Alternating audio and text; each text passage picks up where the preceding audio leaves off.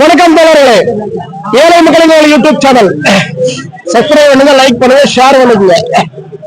வடகடை கிராம பஞ்சாயத்து பதவியேற்பு விழா நடந்துகிட்டு இருக்குது, நடந்து முடிஞ்சது. இதுல 18 வார்டு மெம்பர் நான் என்ன கோரிக்கை வச்சுக்கன்னு சொன்னீங்கன்னா, இந்த வார்டில் அத்தனை பேர்த்தையும் ஒருதலை பட்சம் இல்லாம பாகுபாடு இல்லாம நடத்தணுமே எங்கூட்ட தாழ்மையா கேட்டுக்கிறேன். அப்பதான் அடுத்த 5 வருஷம் நல்லா போகும்னு நான் கேட்டுக்கிறேன். ஆர்பிசி ஊழல் பஞ்சாயத்து என் பேர்ல ஒரு கேஸ் போட்டது 4/7/2019 காலையில 10:15 மணிக்கு.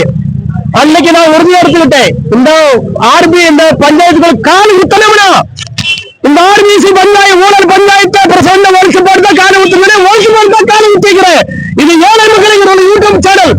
ஊழல்வாதிகளுக்கும் லஞ்சவாதிகளுக்கும் அலுவலியாளர்களுக்கும் இது மிகப்பெரிய திருச்சடி. இனிமேல் இந்த ஆர்பிசி ஒருத்தர் நம்பாதீங்க.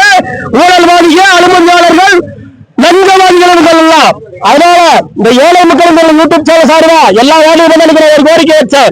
நல்லவங்களா பார்த்து ஓட்டு போடுகணும், நேர்மையாளர்களா பார்த்து ஓட்டு போடுகணும், சத்தீசங்களா பார்த்து ஓட்டு போடணும் கோரிக்கை வச்சேன். அதே மாதிரி அன்னைக்கு எங்க கருத்து கணிப்பு சொன்னோம். எங்க கருத்து கணிப்பு வந்து பிளாக் பண்ணிட்டாங்க. ஒரு சில ஆளுகள்லாம் கம்ப்ளைண்ட் பண்ணி பிளாக் பண்ணிட்டாங்க.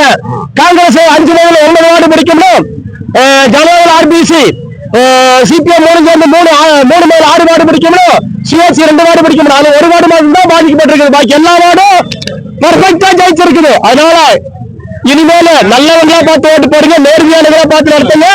இந்த 18 மெம்பர் மாறும் ஒரு வேலை வச்சு இல்லாம பாகுபாடு இல்லாம நடத்தணும்.